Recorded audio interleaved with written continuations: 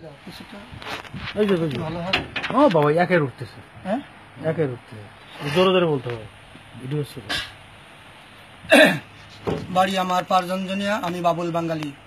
কোন খবর পড়ে শোনাবো, সারা বিশ্বের মানুষ শুনবেন আমার সেই কৌতুকের খবর। আপনাদের সম্মুখে উপস্থিত হয়েছে, সবাইকে সালাম জানাই। আসসালামু আলাইকুম। হিন্দু ভাইদের নমস্কার, অন্যান্য জাতির ভরে আন্তরিক ধন্যবাদ। এখন আমরা ফিরে চলছি দ্বিতীয় অধিবেশনে টুডে রেকর্ডে। রকমালি গানের অনুষ্ঠান গীতালি। কিছুক্ষণ পরে শুনতে পাবেন খবর। আমাদের টুডের ঘড়িতে এখন রাত 3 কেজি 225 গ্রাম 3 তোলা 3 ইঞ্চি বাজে। কিছুক্ষণ মধ্যে শুনতে পাবেন খবর। খবর পড়ছি রেডিও বাংলাদেশ গুতগুতি সেন্টার থেকে। খবর পড়ছি আমি মিস্টার সারাশি মণ্ডল বিশ্বাস। গতকাল কুষ্টিয়া জেলায় আগুন লেগে পদ্মা মেঘনা পুড়িয়ে ছাই হয়ে যায়। মাছ করার কোনো ক্ষয়ক্ষতি হয়নি। মাছ করা নিরাপদে আছে বলে খবরে প্রকাশ আমাদের সংবাদদাতা ভাবাং আরও বলেন। তিনি বলেন, গতকাল একটি ঠেলা গাড়ির চাকা বাস্ট হয়ে আইয়ুব খানে না খুলে যায়। সংবাদের এক মুখপাত্র বলেন, গাড়িটার ব্রেক ফেল হওয়ার কারণে এই দুর্ঘটনা ঘটায়। গতকাল একটি মোরগ একটি মুরগিতে লড়াই করলে মোরগটি আহত। মুরগিটার কোনো ক্ষয়ক্ষতি হয়নি। মোরগটাকে সঙ্গে সঙ্গে কারাদণ্ড দেওয়া হয়। মুরগিটাকে 5 মিনিট ঘরের ভিতরে আটক রাখা হয়েছে বলে খবরে প্রকাশ। সংবাদদাতা ভাবাং আর বলেন, তিনি বলেন, গতকাল ঢাকার স্থানীয় মশাগুলো বিরাট আকারে ঢাকা ধানমন্ডিতে মিছিল বার করে। তারা মিছিলের ভিতরে প্রকাশ করে, রাতের বেলায় মশারি টানো চলবে না, দিনের বেলায় কামড়ানোর সুযোগ দিতে হবে। মশার অধিনায়ক মিস্টার ডেঙ্গুমিয়া একথা বলেন। মশার প্রধানমন্ত্রী মিস্টার ডাসমে বক্তব্য করেন। তিনি বলেন, আমাদের দাবি না মানলে বাংলাদেশ সরকারের কচুবাগান ইতিমধ্যে দখল করা হবে। বাংলাদেশের মশার প্রধানমন্ত্রী মিস্টার ডাসমিয়ার বক্তব্যকালে বাংলাদেশের পানি উন্নয়ন মন্ত্রী মিস্টার ওয়াটাব্যাং উপস্থিত ছিলেন। বাংলাদেশের রক্ত শোষণী মন্ত্রী মিস্টার সারফোকা বক্তব্য করেন। তিনি বলেন, আমাদের দাবি না মানলে বাংলাদেশের জনগণের লেপ এবং তোষকের তল থেকে উস্কুনিমূলক কামড় শুরু করা হবে। বাংলাদেশের তেল উন্নয়ন মন্ত্রী মিস্টার জোনাকি গতকাল ফাঁসার কাপড় মাথায় দিয়ে তেলের দাম কমানোর প্রচেষ্টা চালাচ্ছেন। বাংলাদেশের স্বরাষ্ট্রমন্ত্রী মিস্টার কোলাব্যাং তাকে ধন্যবাদ জানিয়েছেন। বাংলাদেশের টাক উন্নয়ন মন্ত্রী মিস্টার মদন টাক গতকাল ঢাকার মিরপুরে এক টাক সমাবেশে বক্তব্য রাখেন।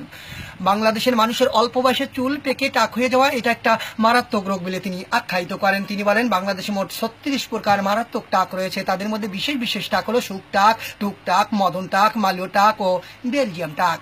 তিনি উল্লেখ করে বলেন, বিশেষ করে বেলজিয়াম টাকের কোনো চিকিৎসা নেই। এদেরকে খাঁটি সর্ষের তেল ঘন ঘন মেখে যেতে হবে। এসব টাকের জন্য একটা ওষুধও তৈরি করা হবে বলে মন্ত্রী এ তথ্য জানান। তিনি বলেন, ধূপ, আমের আঠা, মাটির তেল, আলকাতরা মিশ্রিতভাবে ঔষধ তৈরি করা হলে যে কোনো টাকে ব্যবহার করলে 21 দিনের ভিতরে চুল গজিয়ে যাবে বলে মন্ত্রী আশা প্রকাশ করেন।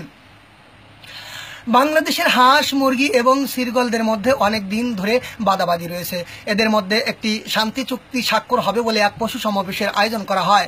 উক্ত পশু সমাবেশে বক্তব্য রাখেন পশুদের প্রধানমন্ত্রী মিস্টার শ্রীরাম পণ্ডিত। তিনি বলেন, বাংলাদেশের হাঁস মুরগিগুলো পায়খানা ফেরে কিন্তু কেন পেচ্ছাপ করে না তা নিয়ে আলোচনা করা হয়।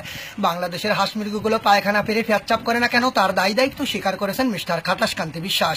তিনি বলেন, রাতের অন্ধকারে আমরা হাঁস মুরগিদের ভ্যাকসিন দেওয়া ভয় দেওয়ার পরে তারা আর পেচ্ছাপ করেনি। পুনরায় আবারও ভ্যাকসিন দেওয়া হলে ডিম পাড়াও বন্ধ হয়ে যাবে বলে তিনি একথা জানিয়েছেন।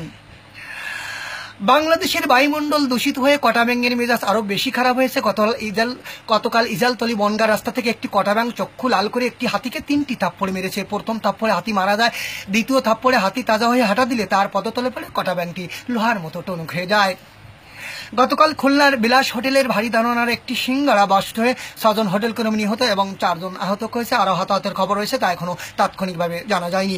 গতকাল চিল মুরগির খোল থেকে 7টা বাচ্চা হাইজেক করে কিনে নেয়। এতে মুরগি অনেক দুঃখ প্রকাশ করেছে। চিল জানিয়েছে, মুরগি যতই দুঃখ প্রকাশ করুক না কেন তাদের হামলা তারা চালিয়ে যাবে।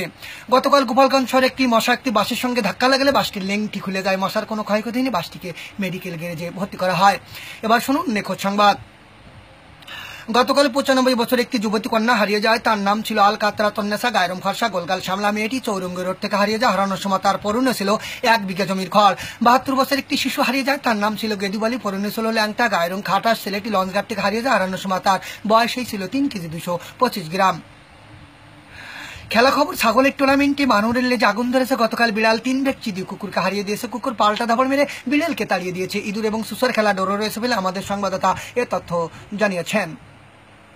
খবর শুনছেন রেডিও বাংলাদেশ গুতুগুতি সেন্টার থেকে। গতকাল গোপালগঞ্জ সবশেষে আবহাওয়া।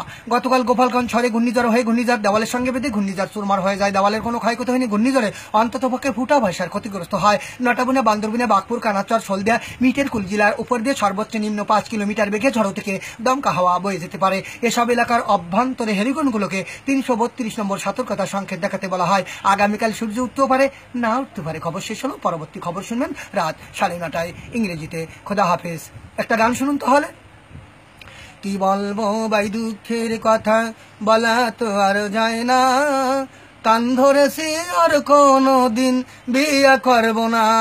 শোনো বন্ধু শোনো তোমরা আমার শ্বশুর বাড়ির কথা, লেপের বদল দিছে আমায় সিরা বালিশ খাতা, ভাঙ্গা চূড়া খাট পালঙার সেরা মশারি, বউ তুই মশার সাথে করি মারামারি।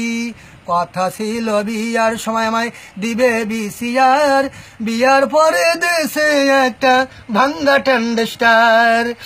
এত জ্বালা সহ্য করে আমি পাই না শ্বশুর বাড়ির মন, চান্স পাইলে কান্না কাটি করে শালা শালি সব কয়েকজন। কি বলবো ভাই দুঃখের কথা, বলা তো আর যায় না, কান ধরেছি আর কোনো দিন বিয়ে করবো না। খোদা হাফেজ। ধন্যবাদ আপনাকে এত সুন্দর একটা খবর শোনানোর জন্য এবং গান পরিবেশনের জন্য আপনাকে অশেষ ধন্যবাদ।